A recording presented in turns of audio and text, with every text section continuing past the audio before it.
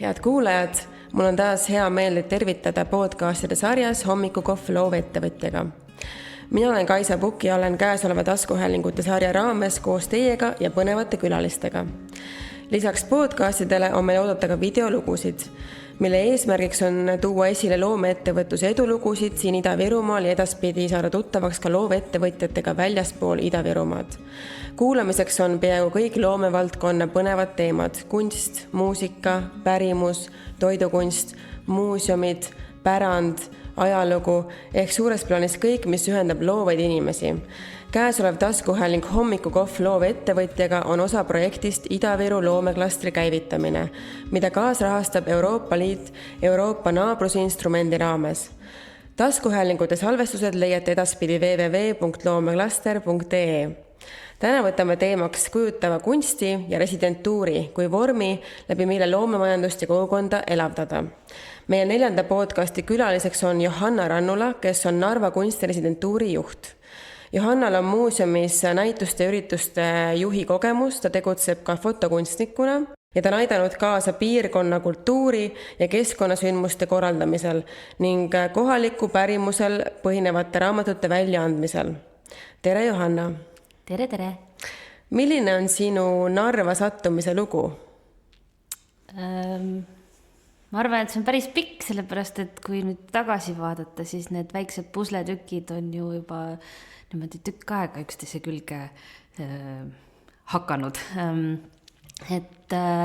Esiteks see, et minu juured on Ida-Virus, mu vanaisa on pärit Lüganusalt ja seal on siiamaani meie maakodu, kus ma olen kõik oma suved väiksena ja suurena veetnud, ka nädalavahetused ja veedan siiamaani oma vaba aega seal. Samuti kui mina suureks kasvasin, minu ema Laila Meister hakkas seal Lüganuse kandis kultuurikorraldajaks ja keskkonnateemadel korraldama ka Purfesti ja paratamatult oli mina asjasse segatud ja see Ida-Viru missioonitunne võib-olla sealt ka mulle nagu külge hakkas. Et pärimuskultuur, keskkonnateemad ja kultuurikorraldus kui selline. Ning ma olen küll elupõline tallinlane ja seal üles kasvanud, aga mulle väga ka see Eesti venekeelse elanikkonna küsimus pakkus mulle huvi juba pikalt, et tudengina käisin ma Peterburis vahetusülikoolis ja ma käisin Kunstiakadeemia grupiga Siberis ekspeditsioonidel ja see Eesti-vene teema ja üldse vene teema mulle kuidagi oli oluline või pakkus pinget. Nii et kui Tallinnas on ka tore olla, aga võib-olla see ei pakkunud nii palju väljakutseid, kui ma oleks tahtnud. Ja kui tekkis võimalus, et saab hoopis Narva minna tööle, siis ma sellest võimalusest ka kinni ruttu haarasin. Aga alustame aasta ja oost, et miks üldse sellist formaati on vaja nagu residentuur, et millega seal tegeletakse ja miks need on üle maailma populaarsed, mis need fenomen on, et meil kindlasti on täna siin kuulajaid, kes võib-olla üldse esimest korda kuulevad, mis see üldse on, et äkki selgitad? Jaa, see vajab selgitust, sest seda sõna residentuur kasutatakse väga paljudes kontekstides ja väga erinevas tähenduses. Residentuur on arstid, käivad residentuuris, et seal on selline praktika neil. Aga kunstivaldkonnas residentuur on ka mitmetähenduslik. Esiteks on koht, see on mingi paik, kus kunstnikud saavad tulla ja elada ning tegeleda loominguga. Residentuur on ka see ajavahemik, mis ta selle loominguga tegeleb. Ja see institutsioon, et see on kuidagi eesti keeles ei ole piisavalt sõnu selle teema väljendamiseks, nii et kõik on ühe sõnaga. Aga tõesti, see on ülemaailmne fenomen, residentuure võib leida igas maailma otsas ja nad töötavad väga erinevate mudelitega. Mõnikord see on üks inimene ühes majas, metsas, üksinda ja see on tõesti siuke siis keskendumise, iseendaga olemise koht. Aga on residentuure, kus on 10-20 inimest korraga ja siis nende enda sümbioos ja omavahelised suhted ja kõik see mõjutab seda loomeprotsessi ja on teistpidi huvitav. Meil siin Narvas on lisaks sellele fookustegevusele ehk residentuuridele samas majas veel toimumas näitused, üritused, käivad grupid, et see on ka üsna aktiivne maja, ehk millest ka meie kunstnikud, kes siin resideeruvad, suures osas ka osa saavad. Et see mõjutab kindlasti nende loomingut ka. Aga see ongi põhimõtteliselt kas alustavale või juba professionaalsele kunstnikule koht, kus keskenduda. Koht ja aeg, kus sa oled võib-olla oma argielust eemal, lapsed, töö, mis iganes, või harjumuspärasest keskkonnast ka eemal, et seal sa saad just võtta mingisuguse konkreetse projekti ette ja siis nüüd mul on see 6 aega või 2 kuud või 3 kuud, et just selle asjaga tegeleda. Või meil ei ole siin õpetajaid või korrapidajaid, et inimene peab olema ikkagi enesedistsipliiniga, et seda tööd siis teha. Aga enamasti nad seda kui on.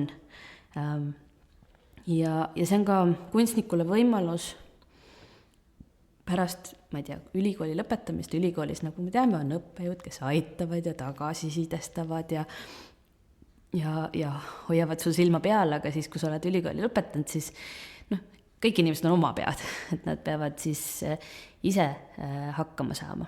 Aga kunstnikele paljudele on vaja seda tagasisidet ja nagu keskkonda, et luua. Et siis see on ka nii-öelda juba professionaalsetele kunstnikele koht, kus tulla ja taaskord seda kamba vaimu tunda, mis võib-olla muidu ülikoolis teised tudengid pakuvad sulle. Kui palju täna siin on selliseid kunstnikke ja üldse, mis see maht on, mida Narva suudaks vastu võtta siis? Meie majas on 3 magamistuba, nii et me saame võtta nii palju kunstnikke, kui sinna mahub, ehk siis kas 3 kunstnikku või kui on kunstnike duod, siis kuni 6. Aga kindlasti Narva kui linn, siia mahuks neid veel, lihtsalt siia majja võib-olla ei mahu. Et see tihti välismaalt, aga lihtsalt ka võib-olla mujalt Eestist siia reisiv kunstnik toob endaga kaasa uust hingamist ja uusi mõtteid. Nad suures osas soovivad kuidagi suhestuda selle kohaliku kontekstiga, inimestega, et nad toovad seda värskust ja põnevaid, ma ei tea, üritusi endaga kaasa. Et see on see, kuidas nemad panustavad kohalikku. Aga lisaks sellele, mis sa juba ütlesid, et mis annab residentuur veel siis nii-öelda regioonile ja linnale võib-olla laiemalt, et ja kuidas sa näed, et kui vajalik see täna Ida-Virumaal just on? Et sa nimetasid seda, et nad toovad uue hingamise ja tahavad ka siia vastu anda, tekivad uued näitused ja uued üritused on, aga kas on nagu veel laies plaanis selline mõte, et mida see nagu annab regioonile?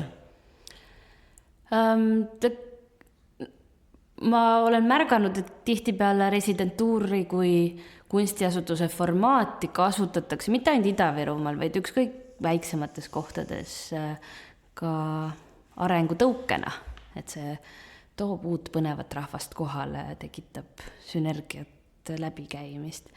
Et võib-olla kui kunstresidentuur asub kuskil pealinnas, siis see on teistsugune suhe. Ja tundub võib-olla tavaline, et tuleb keegi välismaine kunstnik, aga Narva või Ida-Virumaa puhul ilmselt see on nagu palju erilisem. Jah, et meil on siin Jaapanist ja Koreast ja igalt poolt mujalt kunstnikke, keda võib-olla tänavapildis muidu näha siin ei oleks. Aga see ei ole Ida-Viru arenguteema, see on ükskõik millise väiksema, et Lõuna-Eestis on kunstiresidentuure, saarte peal on kunstiresidentuure, et võib-olla see ongi niisuguste kaugemate nurkade asi, et siis need resideeruvad kunstnikud toovad midagi huvitavat endaga kaasa või just selle kohaliku jaoks. Aga mis on just Narva residentuuri fenomen, et tänaseks on ju väga suur rebimine selleks, et üldse residentuuri pääseda. Et kui palju siia näiteks kandideerib ühele kohale? Ühele kohale viimases Open Callis või konkursil oli 30 inimest kohale. See on ju väga tihe rebimine. See on väga tihe rebimine. Mis on Narva fenomen ja kas see 30 kohta kohal on Eesti residentuuride mõttes üldse pigem see keskmine number või suur või väike? Kuidas nagu muidu on? Ma arvan, et see on pigem suuremapoolne. Eriti arvestades seda, et me pakume kunstnikele tasuta elamispinda, oma abi, aga stipendiumi ja elamiskulud peavad nad katma nagu ise. Et nad kas neist leiavad, taotlevad veel rahastust juurde või oma säästudest teevad seda, sest nad tulevad ju oma argipäevase elu juurest ära. Nad ei saa oma põhitööd teha, kui see just ei ole instantstöö. Et sul peavad olema mingisugused vahendid selliseks äraolemiseks ja see ei ole juba nädalake, vaid me pigem eelistame siin kunstnikke, kes tulevad ikkagi 1,5–2 kuuks, see on suur tükk aega, mida nad investeerivad, see on investeering ka nende poolt. Eriliseks teeb kindlasti Narva piir, inimesed tahavad tulla siia just selle pärast, see on eriline kontekst, no ükskõik milline piirkond on eriline, sest seal on mingisugused põrkumised, tõukumised, kultuuride segunemised, siin on teistmoodi kui kuskil ühe tsivilisatsiooni keskel. Et siin on seda väga tugevalt tunda, piir on ka visuaalselt väga näha, et see ei ole kuskil metsa sees kaugel, kuhu sa ei satu, vaid see ongi reaalselt näha. Ja see geopoliitiline olukord meie kontekstis aitab kaasa, et siin on põnev, siin on eriline. Teisest küljest on ka kunstnikke, kes selle geopoliitilise olukorra pärast siia just ei tule. Ja. Kui mõni ettevõte siin võib-olla või inimene, ma ei tea, mis iganes organisatsioon mõlgutab mõtted, et tahaks ka luua oma residentuuri või pakkuda sellist võimalust, et võib-olla sa jagad oma mõtteid selles mõttes, et milline on üldse üks edukas residentuur? See on hästi laialivalguv termin, et mis asi residentuur, me juba alustasime sellest, aga isegi kui ma räägin kunstiresidentuurist, siis see formaat on seinast seina. Et kas seal on 1 inimest või 20 inimest korraga. Kas sa pakud inimesele elamisruumi või sa pakud talle hoopis stuudioruumi ja ta peab elama ise elamise leidma. Või sa pakud talle stipendiumi ja ta teeb oma tavapärases keskkonnas seda. Või sa pakud talle mingisugust konkreetset formaati, et palun tule residentuuri ja teevad täpselt seda nagu tellimustöö moodi. Et need formaadid on väga erinevad ja see, mida siis residentuuri korraldaja pakub, on ka väga erinev, kas tal on stipendium, ei ole stipendiumi. Ja on ka väga palju välismaal residentuure ja ka Eestis, kus kunstnik peab maksma residentuurile nende teenuste eest, mis me pakume. Ehk siis võimalus on seinast seina, kuidas seda nii-öelda pakkuda siis? Ja selleks on olemas erinevad rahastusallikaid Põhjamaades, Euroopas, Eestis, et residentuure korraldada. Kuna ta on osa kunstivaldkonnast toimimise mehhanismidest, siis, ja sellest on erinevad tasandid ka aru saanud, rohkem või vähemal määral, siis seal on võimalik ka täiesti uuele initsiatiivile, millel ei ole mingit tausta ja 10-aastast kogemust, ka uuele initsiatiivile on võimalik leida rahastust. Värske näide on Valgas, on arhitektuuriteemaline residentuur Vares, mis on seotud ka Tartu 24 programmiga. Et neid ilmub. Eestis on, ma ei tea, 10–20 residentuuri erinevas aktiivsusastmes. Aga kindlasti neid mahuks siia veel 10 juurde. Kas sa näed, et ka Ida-Virumaal oleks võib-olla vajadust laieneda? Äkki Kauksis või kus iganes Alutaguse ürgses metsas? Jah, miks mitte? Kas just laieneda, kas üks residentuur kui organisatsioon jaksab katta väga suurt maala või suurt hulka, aga erinevaid residentuure, erinevaid korraldajaid mahuks muidugi, sest huvi kui sellist on. Kunstnikud väga tahavad ja vajavad selliseid kohti.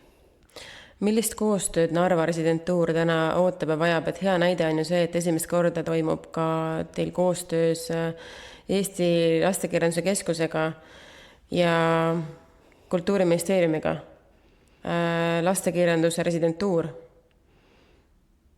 Jaa, see toimus tõesti, et meil on selliseid eriresidentuure, kuidas neid nimetada siis. Kas need on nagu mingid miniprojektid, siis allprojektid? Just. Need on allprojektid, kus me tõstame fookuse millegi, et me mõtleme, et tõesti oleks ju tore, kui Narvas oleks oma lastekirjanik. Ja see idee tundus lendavat ja sellele tuli koostööpartnereid juurde, näiteks Lastekirjanduskeskus arvas, et see on tore idee, Kultuuriministeerium arvas, et see on tore idee,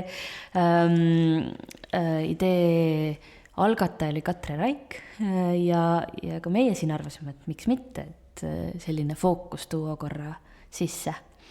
Ja kuna asjad klappisid, siis sügisel oktoobrikuus meil 2 lastekirjanduse residenti oligi, üks kirjanik ja üks illustraator. Ja nemad said ka siis stipendiumi selle. Hea kombo ju, et koos midagi luua. Nad lõid erinevaid asju, aga oli ka võimalus, et nad töötavad koos, et see on nagu, me jätsime selle vähemalt esimesel korral nagu lahtiseks, kuidas nad töötavad. Aga selliseid fookuseid on meil teisigi. Näiteks järgmisel suvel on 3 residentuuri, 3 kunstnikku, kes keskenduvad linnaruumi installatsioonidele. Ja siis nemad tulevad ja nende jaoks ongi projektiks luua midagi Narva avalikku ruumi, mingisugust 3-mõõtlemelist füüsilist objekti. Et selle jaoks on ka siis loov Euroopast saadud rahastus, sest füüsilise asja tegemiseks ikkagi on vaja vahendeid. Või siis meil on koostööprojektid, näiteks märtsis tuleb Inglismaalt kunstnik ja meil on koostöö sealse residentuuri asutusega, Baltic Cultural Mill, kes võtsid vastu Eesti kunstniku, Maria Kapaeva, ja nüüd meie võtame siis vastu inglise kunstniku. Et selliseid vahetusi tehakse päris palju. Ja lisaks on meil ka suvisel ajal, juba teist või rohkemat suve, on eriresidentuurid või erifookusega residentuurid, näiteks Narva-Veneetsias. Narva-Veneetsia on niisugune põnev koht Narva külje all, kus on kanalite süsteem ja kanalite ääres on paadigaraažid. Ja ta on niisugune üsna eriline ökosüsteem ülekantud tähenduses, et seal on omataoline kultuur, saunakesed, inimesed sõidavad paatidega, kalastavad, veedavad kvaliteetaega ja me mõtlesime, et tahame olla kogukonnale lähemal, läheme oma seinte vahelt välja ja rentisime seal siis garaaže ja erinevaid pindu, kuhu rahvusvahelised kunstnikud elama panime. Ja tõesti ilma voolava veeta garaažis elas rahvusvaheline kunstnik ja tegi siis oma loominguprojekti, mis oli konkreetselt seotud siis selle kogukonna ja selle kohaga.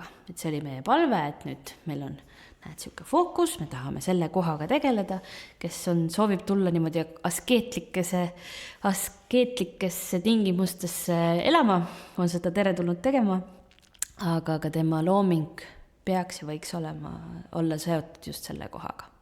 Et saab niimoodi tekitada selliseid fookuseid ja konkreetseid punkte, millesse kunstnikud siis oma aega investeerivad. Tundub, et erinevaid ideid ja koostöö võimalusi on väga palju, sa nimetasid neid, et kust ideed tulevad? Ideed tulevad kogu aeg ja hästi palju ja neid ei jaksa ära teha. Selles on asi, et siin see lihtsalt see formaat, kunstresidentuuri formaat pakub nii palju võimalusi töötada mis iganes sfääris, ma ei tea, hariduses, avaliku ruumi kunstis, kirjanduses, muusikas, et valdkondi on lihtsalt nii tohutult palju ja võib-olla see on ka selle konkreetse residentuuri kuidagi iseloomujoon. Et me tõesti töötame väga erinevate loomingu valdkondadega. Et pole ühte kindlat fookust, siis on võimalus nagu keskenduda millele iganes. Just, et on ka kunstiresidentuure, kes, ma ei tea, keskenduvad trükikunstile. Et see ongi seal, käivad, seal on võib-olla head trükkimismasinad ja pressid ja värgid ja sellised nagu tingimused, et trükikunstnikud saavad just seal hästi töötada. Või on mõni residentuur, kus on helikunstnikud ja seal on olemas näiteks helistuudio. Aga meil võib-olla selliseid stuudioid vastaselt pakkuda ei ole. Kunagi ei tea ju, mis võib tulla. Kunagi ei tea, mis võib tulla, aga ma arvan, et see annab meile lihtsalt lahtisemad käed ja loovust olema, et siis kõiki neid kunstnike vajadusi täita. Aga too veel häid näiteid just Narva residentuuri ja erinevate võib-olla valdkondade vahelisest koostööst, et mis on teil olnud seni edulood, mida võiks niimoodi esile tuua? Või südamelood, mis on eriti hinges? Jaa, on, muidugi on. Et mõned jäävad eriti meelde ja tundub, et läks kuidagi eriti edukalt. Mu lemmiknäide on Soome kunstnikust Jaak Autiost. Tema oli residentuuris 3 kuud ja see residentuur oli toetatud Soome kultuurifondi poolt. Ja tema ütles, et ta on helikunstnik ja ta tahaks töötada kohaliku kooriga. Et ta hakkab tegema, see oli juba 2 aastat tagasi tegelikult, et ta siis võttis Eesti-Soome hümni, meloodia, mis on ühte moodi mõlemas hümnis ja selle baasil lõi uue heliteose, kooriteose, mida ta siis soovis kohaliku kooriga esitada. Mitte esitada kontserdil, vaid salvestada. Ja siis mina mõtlesin Tallinnast pärit, et mis siin Narvas siis, või igal pool on ju koorid ja akadeemilised koorid ja võta üht, viska teist, et küll leiab, pole probleemi, aga ei olnud päris nii lihtne Narvas seda koori leida.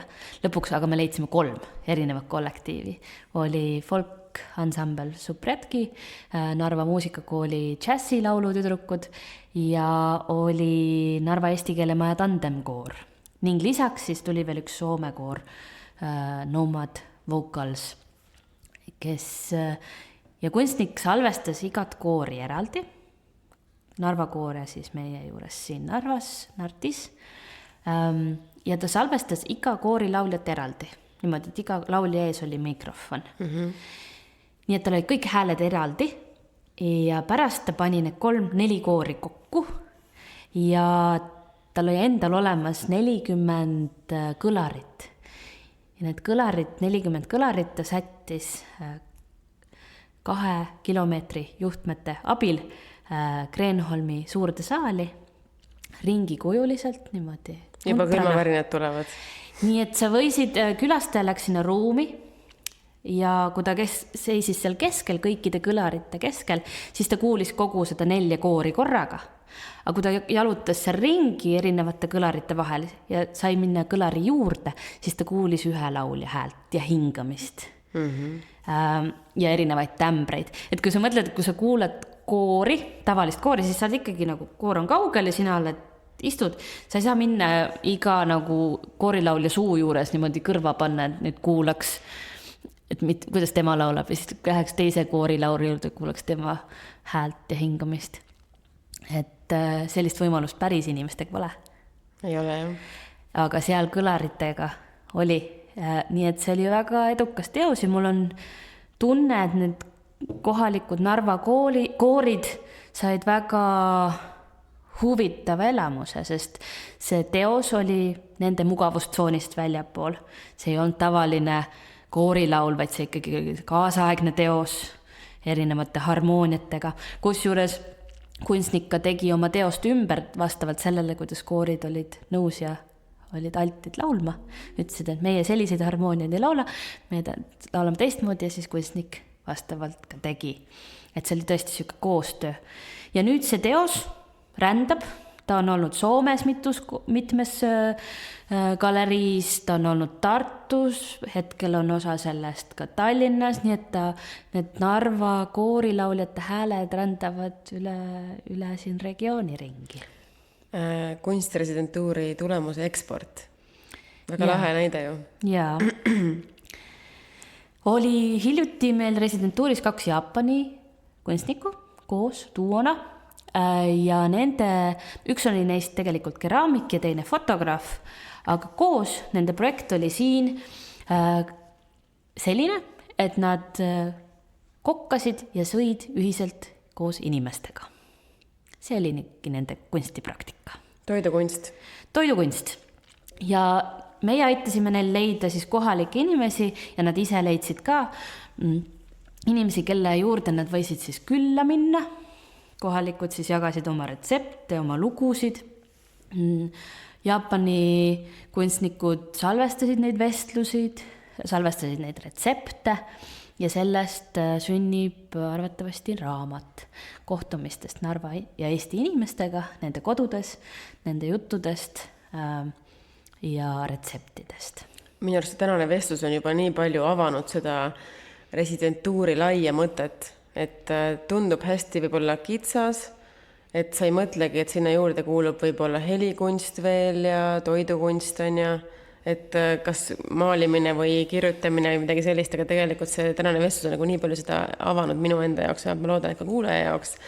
Ja ma tean, et muuseumi valdkond on sulle andnud ka kaasa sellise kogemuse, kuidas kaasata külastajat ja teda kõnetada, et minu arust Ida-Virumaal on eriti keeruline see, et kuidas luua üldse sellist üritust, mis kõnetab nii eesti emakeelega inimest kui vene emakeelega inimest kui muu emakeelega inimest on ju, et kuidas sa oled neid teadmisi täna siin Narvas ära kasutanud, et kaasata?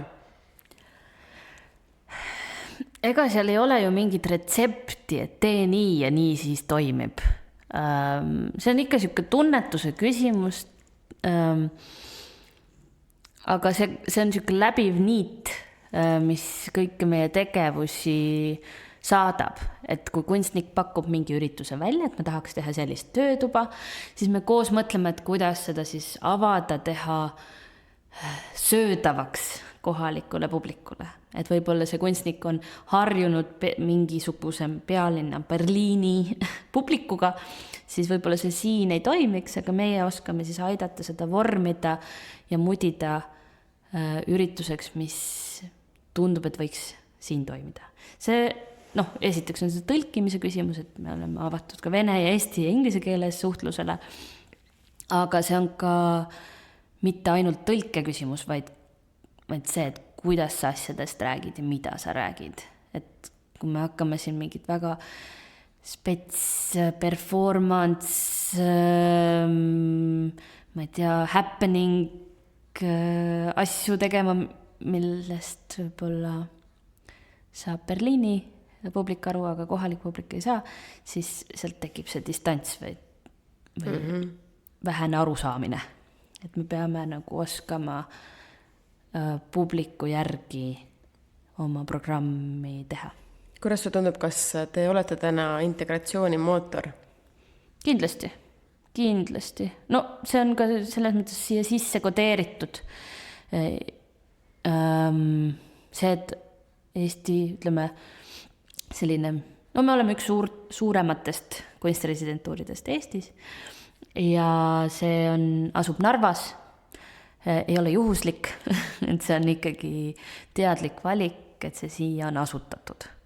Sama hästi oleks võinud teha kunstresidentuuri sellises mahus, kus on oma töötajad ka Tallinnasse või Tartusse või Saaremaale, aga see tehti Narva. Ja see on Kultuuriministeeriumi poolt sedasi toetatud. Et see kontekst on, ma arvan, ei ole juhuslik. Ja kultuur on lihtsalt nii selge ja loogiline vahend integratsiooni lõimumise läbiviimiseks. See on kõige otsem tee. See on kõige otsem tee, leida ühiseid huvisid, leida ühiseid teemasid, istud ühe laua taha ja meisterdada ühte, teist või kolmandat. Et meie peame lihtsalt seda ruumi looma. Koostöös oma kunstnikega, kes siia on residentuuri tulnud. Jah, see on siis küsimus, et me justkui kasutame neid rahvusvahelisi kunstnikke ära, kes siia tulevad. Nemad teevad küll oma asja. Heas mõttes. Aga me kasutame neid heas mõttes ära. Nad täidavad ka seda integratsiooni eesmärki siin. Ja see on üks prisma, läbi mille me neid ka valime, et kuidas nad sobituvad sellesse konteksti ja selle missiooni täitmiseks. Võtame korraks luubi alla ka praktika, et siia saavad tulla praktikale ka üliõpilased, et mida nad siis teevad näiteks oma praktika käigus? Praktika on järgmine sõna, millel on väga palju tähendusi.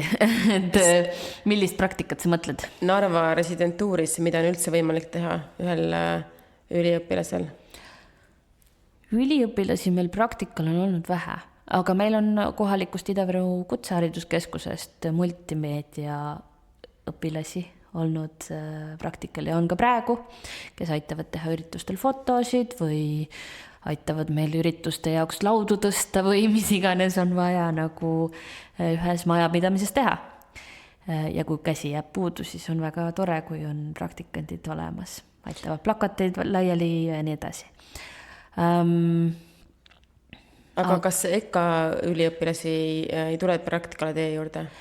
Oleneb millises tähendus praktikale.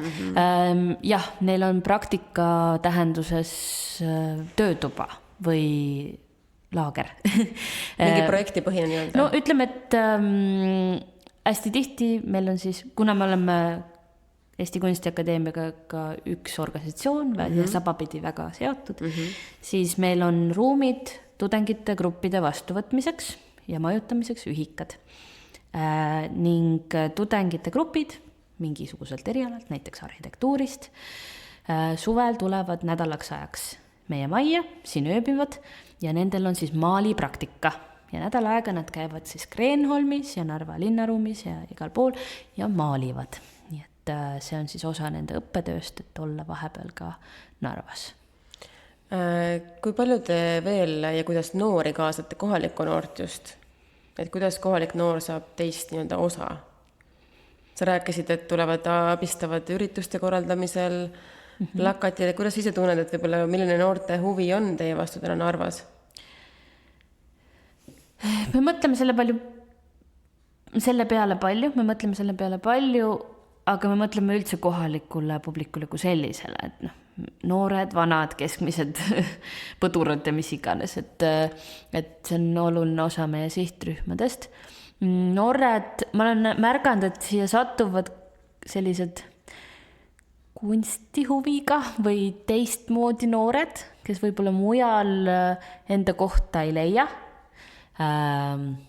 mingi erilise taustaga või teistmoguste huvidega noored, kes võib-olla otsivad veel enda kohta, nagu kõik noored, aga siis nad kuidagi kalduvad meie suunas ja tulevad meie üritustele ja siis ma näen neid nägusid, et ahah, et tema on potentsiaalne võib-olla Kunstiakadeemia tudeng tulevikus.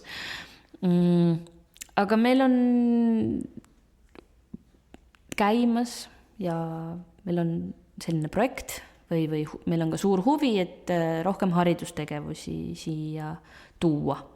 Et kuna on avatud näitused kogu aeg, neljapäevast pühapäevani, siis tavakülastaja lihtsalt möödakõndija saab neid külastama tulla, aga me tahaks, et oleks rohkem koolikülastusi, et õpetajad võtaks oma mudilased või suuremad lapsed kanlasse ja tooks nad siis grupina meie juurde, et me saaksime neile tutvustada, mis asi on kunstiresidentuur, aga ka seda näitust, mis parasjagu galeriisaalides üleval on.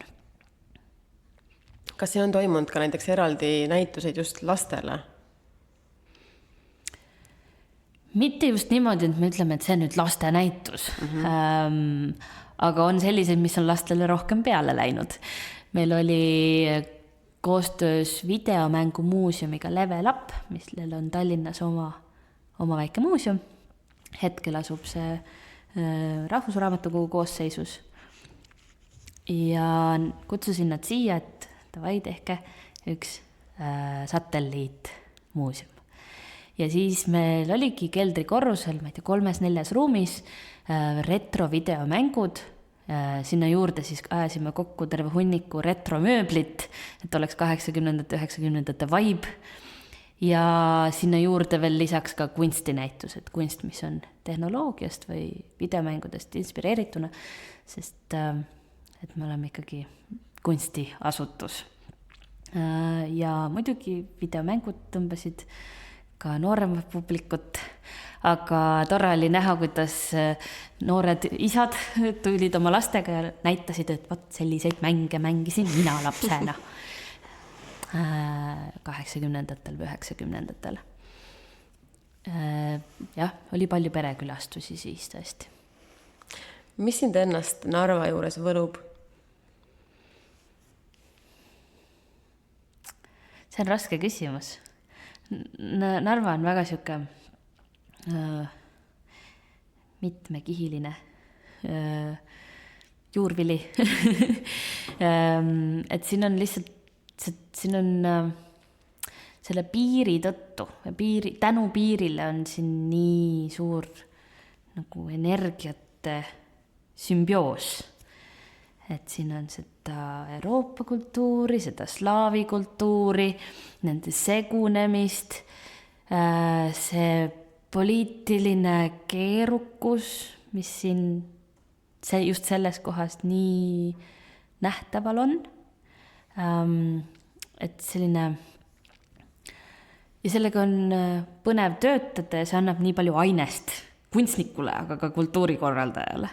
Et see ei ole siuke rahulik Põhja-Euroopa sisse töötatud radadega kultuuriruum, kus inimesed vaikselt korra kuus käivad kontserdil ja korra nädalas restoranis ja siuke rahulik tiksuv elustiil, et siin on kuidagi põleb asi. Siin põleb ja seda nii heas kui halvas mõttes korraga, aga nii heas kui halvas mõttes põlemine on huvitav ja põnev. Eks see inspireerib, ja inspireeriv ja võib-olla kohati ka ekstreemne, aga mingisugusele inimtüübile nagu mina ise ja ka paljudele kunstnikele, kes siia satuvad, on see nagu siukseks väljakutseks, mis kannustab. Aga kuidas see tundub, kuidas Narva inimesed on Narva kunstresidentuuri vastu võtnud Narvas? Kas sa ise oled tunnetanud mingit muudatust, et näiteks, et nüüd selliste uute üritustega on kuidagi kogukonnas midagi muutunud, midagi elavnenud? Lihtne oleks öelda jah.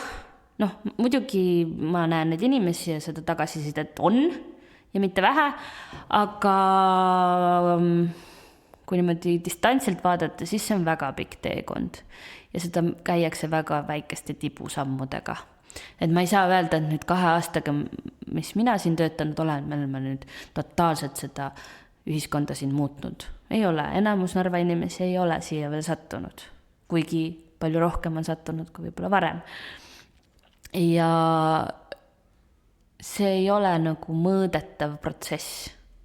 Ma ei tea, võib-olla mõned teadlased suudaks teha suured uuringud, aga ma arvan, et see ei ole ka vajalik.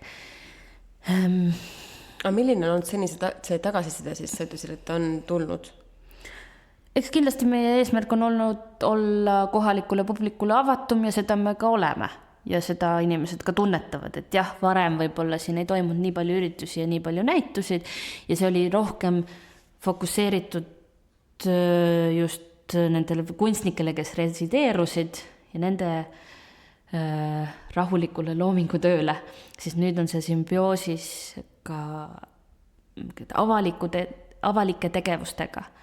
Kogukonnaga ja suunatud kogukonnale, nii kunstiresidentide töö kui siis residentuuri näituste ja ürituste programm. Et see on tuntav, muidugi see on nähtav ja tuntav, et inimesed saavad sisse astuda ja suhelda ja nad tunnevad, et nad on oodatud siia. Et see on ka olnud eesmärk. Aga suur tööpõld on veel ees, aga ma ei saa öelda, et see nüüd on täidetud ja et me oleme puudutanud iga inimest Narvast.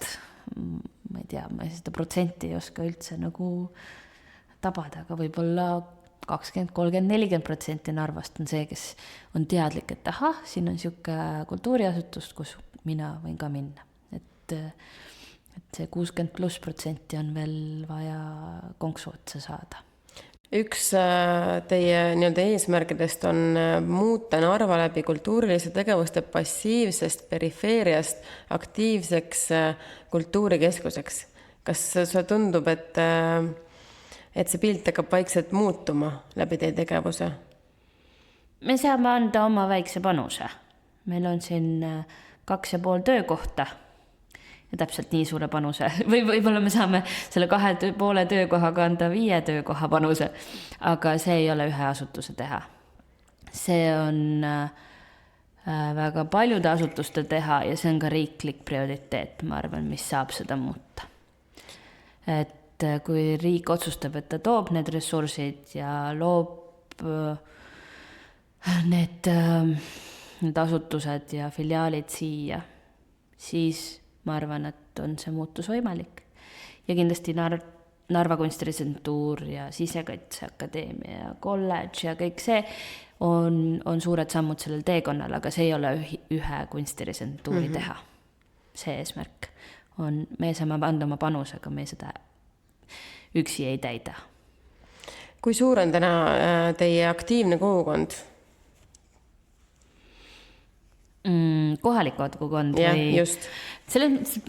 Kogukond on ka termin, mida annab igatpidi defineerida. Minu jaoks on kunstirisentuuril mitu kogukonda, on see kohalik tasand, tõesti Narva, võib-olla natuke ka Ida-Virumaa ja nendele suunatud üritused ja programm, mis me pakume.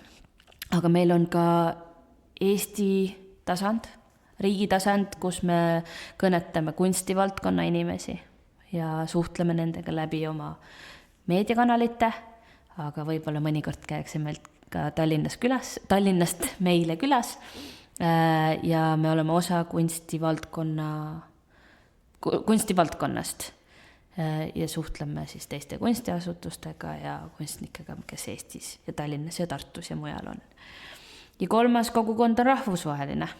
See on võib-olla teistmoodi seotud meiega läbi teistsuguste seoste ja me suhtleme nende rahvusvaheliste kunstnikega, kes kunagi võib-olla tahavad siia tulla elama või me oleme ka nagu kas just maailmastaabis, aga Euroopa mastaabis olla nähtavad kui selline põnev kunstiasutus piiril. Milline on Narva kunstirisentuur 5 aasta pärast? Võib-olla see on ka seon selle järgmise ja viimase küsimusega, et millest sa unistad?